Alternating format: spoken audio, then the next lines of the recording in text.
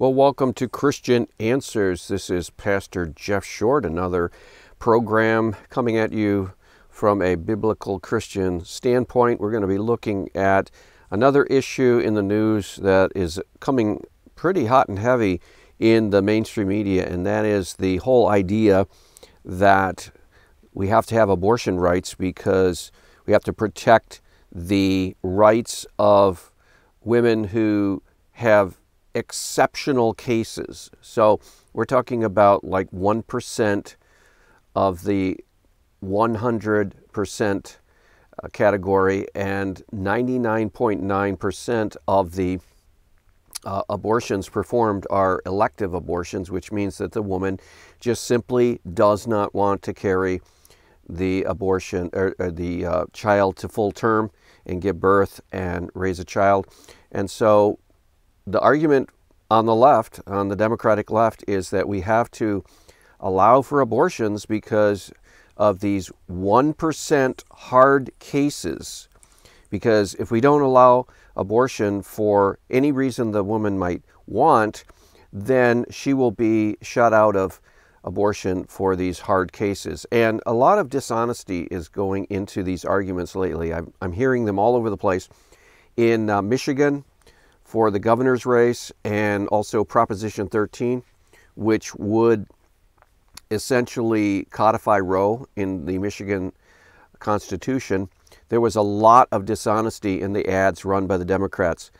They were basically trying to say that unless you allow abortion for every situation, you need to realize that it would block women from having abortions in really difficult, hard cases, which represent, like I said, 1% or so of the entire situations that present themselves for abortions. So, in other words, you have to allow the 99% of abortions go in order to safeguard the right of a woman to have an abortion in one of the so-called difficult conditions.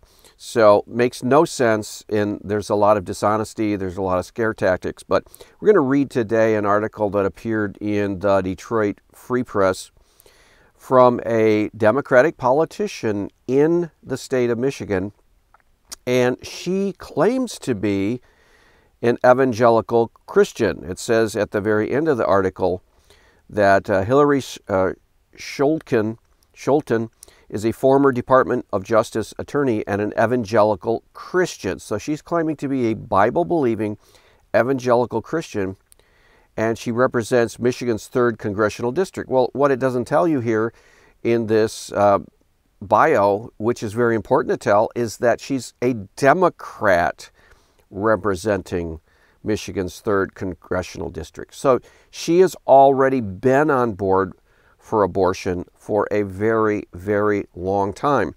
And the article is going to sort of try to communicate that, well, she realized or came to the conclusion that we have to allow abortion for basically any or every situation, because if we don't, well, then these hard cases, like she's going to explain, won't be able to go through, and women aren't able to choose abortion for the hard cases like the one she faced. And there's a lot of emotionalism involved in this argument. There's a lot of feeling-based argumentation rather than fact-based. So it's really dishonest. It's really trading on the emotions of primarily women, but it also tugs at the heart of men. But you have to look at this and actually dissect this argument and find out what is actually being said here, because it's really an argument for abortion on demand. And she's a Democrat, and so we would totally understand it, but they don't mention the fact that she's a Democrat. The only thing they mention is that she's a, quote, evangelical Christian, and she is a representative in the 3rd Congressional District of Michigan. That's the only thing they mention. So they want to try to sell the evangelical women on the idea that we have to have abortion. We have to have the freedom of women to have an abortion, because if we don't, then women under these hard circumstances, difficult choices, won't be able to make them. And so here is a dishonest argument by Hillary Scholten that I want to analyze and basically diagnose. It says, "It was the look on the OB technician's face that first told me something was wrong." And it's talking about her in her pregnancy. "As I lay down the exam table, holding my husband's hand, watching for our hope for first child squirm around on the black and white screen, I saw the tech's brow furrow. 'What's wrong?' I asked her. She didn't answer. Instead, she shut the ultrasound and took us to the other room." Okay, so they're facing a problem with the pregnancy. The other room is where patients go when they're not collecting happy sonogram pictures and going home.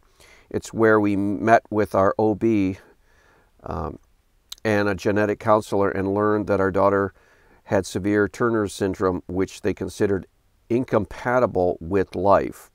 We were shocked and we were offered the option to terminate the pregnancy. I was 14 weeks along. So these medical technicians determined that this fetus had, the baby in the womb had Turner syndrome, which they considered incompatible with life. That was their estimation. So this Hillary Scholten was going in to have a sonogram, and she was then told that there's a problem with her baby. Growing up in a conservative Christian enclave in Western Michigan, I had never really thought that there was anything to be but pro-life. Well, that's true. There is nothing to be but pro-life. The other alternative is to be pro-choice or pro-abortion on demand, and that's wrong from a Christian perspective. And that meant that all abortion was murder.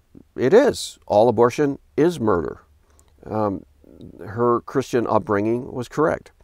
She goes on, "From that perspective, the biggest political objective we could achieve as Christians was to overturn Roe v. Wade." That is a premier objective that Christians have been fighting for nearly 50 years, to overturn Roe v. Wade. Because why? Roe v. Wade allows for abortion on demand, pretty much on abortion on demand, as doctors and courts have ruled. As an adult, I began to think differently. That's right. She turned liberal and she became a Democratic politician. So that's about as liberal as you can go. It doesn't mention that here, but it just says she began to think differently.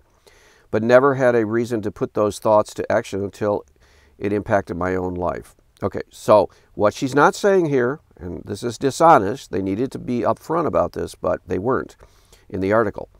She became a liberal, pro-abortion Democrat. Okay? So she had never had to apply her pro-abortion Democratic beliefs yet, but she was still a pro-abortion Democrat, even though she was raised Christian. "My husband and I left the hospital that day in a daze. We called our family and consulted with our pastor." What church is that? And who was the pastor? "I will always remember my pastor at the time saying, 'Hillary, you can still claim your salvation if you choose to not continue this pregnancy.'" That's an odd way of speaking. Claim your salvation? I guess what he might have been trying to tell her is that you're saved by grace through faith. So if I can't talk you out of having an abortion, it might not necessarily mean that you're damned and not a Christian. It just may be that you're acting foolishly, or you're acting inconsistently with Christianity and the Bible's teachings. It's hard to know what he's actually trying to say. You can claim your salvation. Her article seems to be implying that he was saying, well, you can go ahead and have your abortion and don't worry, you're still saved. That is not something a pastor can actually say with certainty. She could be a confused Christian or a foolish Christian, or she might not even be a Christian. She was raised Christian, but she has abandoned her childhood Christian background and become a secularist or whatever. But who knows? I don't know if she's a Christian or not.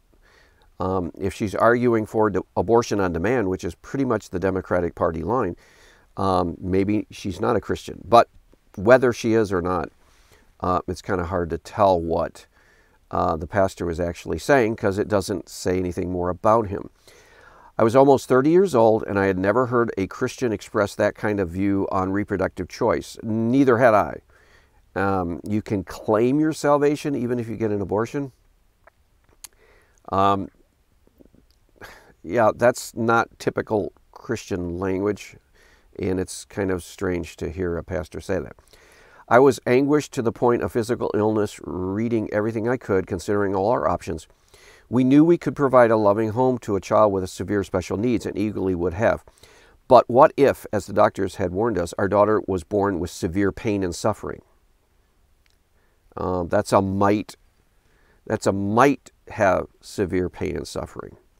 What kind of mother would I be if I knew I could spare her that, and I didn't? Spare your daughter pain by killing your baby daughter? Again, here we begin to get some of the twisted logic. The daughter might experience pain, but would it be constant pain? Would it be 24/7 pain?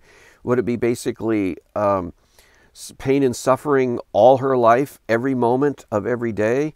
Probably not.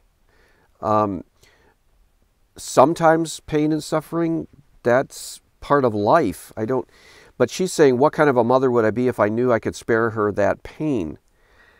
Well, sparing someone pain by killing them is not a moral choice. What if you have someone in your family who has severe stomach cramps, and they're just in pain, and they say, kill me? Would you do that? No. Why? Because you would say to them, let's go treat the pain. Let's go to the doctor. Let's do everything we can. But I cannot morally and under God kill you to relieve your pain. Death is not a legitimate pain relief. You could then have pills bottled in the drugstore that would say pain relief pills, and they're laced with cyanide. Yeah, they will take away the pain, but they also take away human life. So this is not beginning on the right foot here in the article. Ultimately, we decided to wait and see. Good. For the next 6 weeks, we waited and monitored and prayed. We agreed at each step that we wanted to give our daughter as much of a chance at life as possible. That was our choice. Well, that's also the moral thing to do. So don't pat yourself on the back too much for letting your baby in the womb live. You don't get special kudos for not killing your child. And it looks like her Christian upbringing was helping her to make the right choice so far, to give the baby a chance at life and see what happens, and deal with the pain when the baby's born, and deal with whatever problems that the baby faces after the baby is born, not preemptively killing the child and thus ending the pain and saying, well, I stopped the pain in our child. Yes, you did, by killing it, but that's not a Christian option. One day, on what I thought would be another routine OB check-in, the technician clicked on the ultrasound and quickly shot me a knowing look. She didn't even have to say it. Our daughter's heart had stopped. I'm sorry, Miss Schultken. I've waited a long time to tell my story. I still have discomfort in sharing it. Republicans in the House and Senate have introduced a pair of bills that would implement a nationwide abortion ban at 15 weeks. Okay, that's good. That's not as good as implementing an abortion ban on all stages of child's life, because, again, who are we to play God with a child? It looks like in this situation, the representative Schulten, through prayer and doing the right thing, God mercifully took the baby's life, and was, the heart stopped, and that was God doing that. That was God working through the natural process, just as if it were a miscarriage or something, to spare that child. But that's a whole lot better than having the parents decide preemptively, okay, we're going to kill that child. Okay, that's playing God. That's taking things into your own hands that you are not given the authority to take into your own hands. Again, this is a typical liberal, leftist, democratic reaction to situations here. Take control. Take ultimate control. Step into the place of God. This is what the democratic big government liberals want. They want to control and micromanage all of society. Well, here again, on a smaller scale, the pro-abortion forces want to take control and play God and micromanage the life cycle of a baby in the womb. They want to step in and say, hey, we won't let nature take its course. We're going to step in and kill that child before it even has a chance at birth, because we have decided that its quality of life would not be acceptable. That's playing God, and that's not morally acceptable as a Christian. And now Representative Scholten brings in the Republicans' pro-life bill and says that's not right because they want to ban abortion at 15 weeks, and that wouldn't give women the choice to kill their baby. Well, that's right. We don't want to give women the choice to kill their baby because, again, we don't want to give women the opportunity to play God. Only God can be God. She goes on, if either of these bills had been law when I found out my daughter had Turner syndrome at 14 weeks at gestation and her heart was not developing as it should, I would have been placed on an arbitrary timeline set by politicians in Washington. No, you wouldn't have been set by an arbitrary timeline by politicians in Washington. You would have been constrained by the moral law of God that you do not take an innocent human life and you do not intervene in the life of a child because you think, you guess, or you're speculating that the quality of life would not have been what you think is acceptable. Well, why don't you wait and ask the child if they think their life is worth sparing when they're old enough? See, you got together with some lab technicians and you felt, well, this child's not going to have a quality of life acceptable to us. Well, that's not your call. That's God's. And it's not politicians in Washington. It's politicians saying, we're not going to intervene and play God. And we're going to protect children in the womb. That's what they should be doing. She goes on, not me and my husband or our doctor. Right, we don't leave the baby's life into the hands of a mother and a husband and a doctor. We don't leave it in the hands of a pastor or your church community or your family or your friends or anyone else you might want to talk to. We don't leave life and death decisions in the hands of sinful, fallible human beings. We let life have a chance to live, and then we deal with the problems that come up, but we don't preemptively kill a child to solve its problems, so-called. She goes on, we would have had a week to decide whether to terminate the pregnancy or whether I could wait and see. If these bills had been law, I would not have had the same freedom to choose life. You would not have had the freedom to kill your baby early. And instead, she's complaining now, instead of saying, thank God the decision was made by God. And we don't have to have murder on our conscience. We don't have to second guess ourselves making the wrong choice. We don't have to wonder if the baby had been okay. We don't have to have second guesses because God stepped in mercifully and decided that this child would not have lived very long or would have lived in terrible pain. So he mercifully took the life of this child. That's the natural way. But she's now complaining, well, I didn't have the chance to kill my baby. No, that's evil. That's evil. And being raised a Christian doesn't make it any better. Missing from the national conversation on abortion, she goes on, and a choice is this important fact. Outlawing abortion will eliminate complications in pregnancies. Not necessarily. There are bills, there are bills that can be modified, that can be, these exceptional hard cases can be written into law. There are all kinds of things that can be done, and you don't have to open abortion up for everything as the alternative. That's what she is advocating. As a Democrat, as a liberal, as a leftist, she wants to say, okay, see this hard choice I had? I should have that choice, and all women should have that choice over all stages of development of their baby. She's arguing for abortion on demand as a Democrat, and she is trying to use her hard situation as an excuse, as a pretext for abortion on demand. Let's be real clear about it. It won't take away any choice. It will still change who gets to make the choices in these highly complex situations. Yeah, let's let God make choice, not you, not anyone. It will take medical decisions out of the hands of the medical professionals. Yes, because they cannot be trusted. Medical professionals are killing millions of babies every year. So we do not trust the so-called medical professionals. And by the way, not all the people that perform abortions are called medical professionals. They don't have to have an MD to do that. And many of them, or maybe even most of them, are not even medical doctors. So why are we making an argument that doesn't apply to a lot of these abortion people?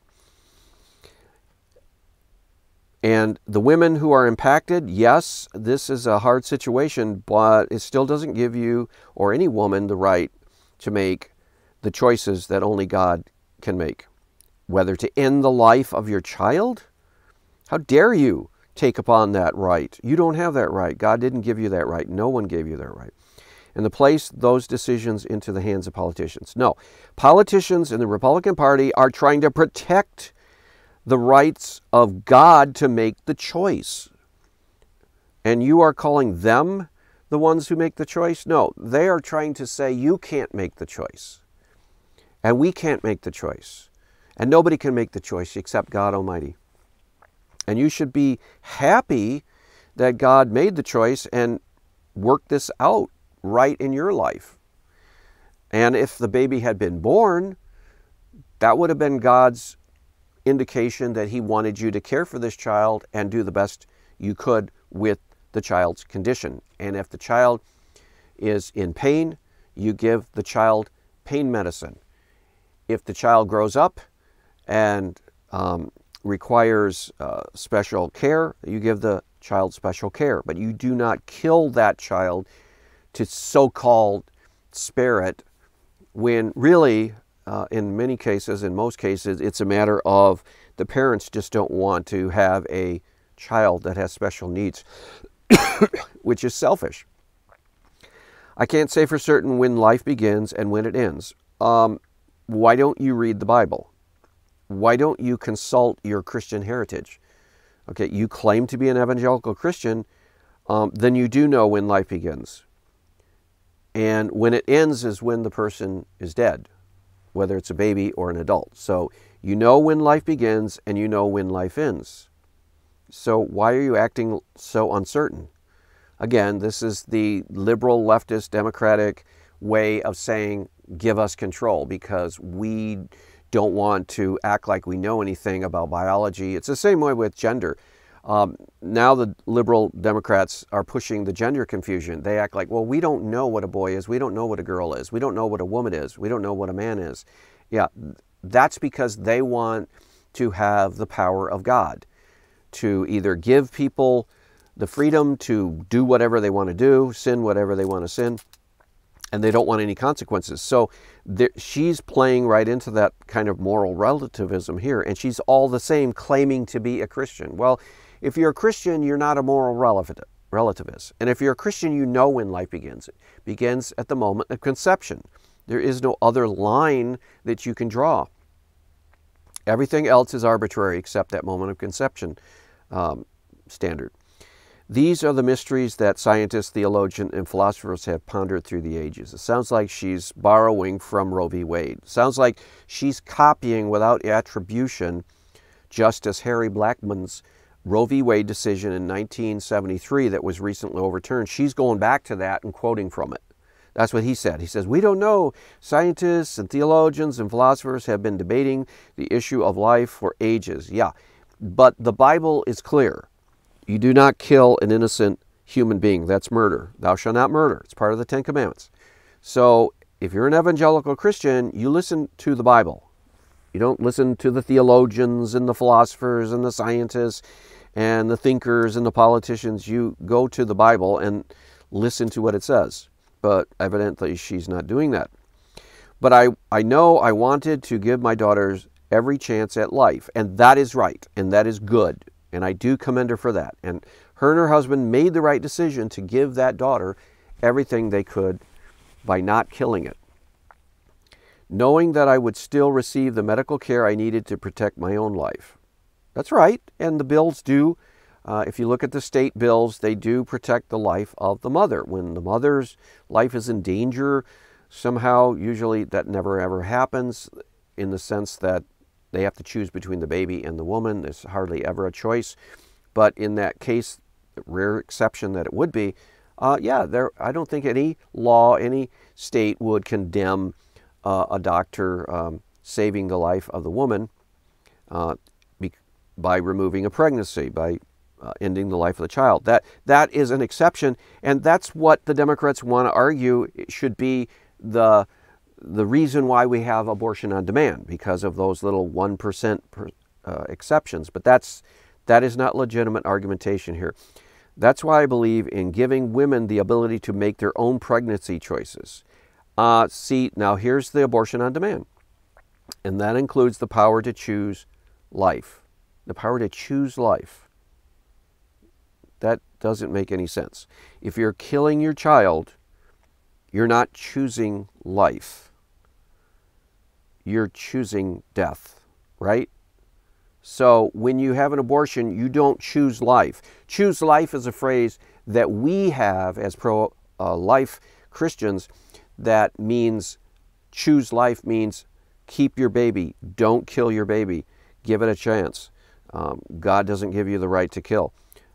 But now she's flipping around trying to make it say choose life. And at the same time, she's trying to claim that she is an evangelical Christian. Well, she may be an evangelical Christian, but she's thinking and acting like a secular humanist. She's acting like a non-Christian. So, I don't know. Maybe she goes to a so-called evangelical church. Maybe she self-identifies as a evangelical Christian. I have no idea. All I know is she's inconsistent and her argument is manipulative. And she tries to use emotion and tries to say because of the exceptions, we should open up abortion to everyone. That is wrong. That is evil. And she knows better. So don't fall for these false arguments. We'll see you back next week on another program. Take care.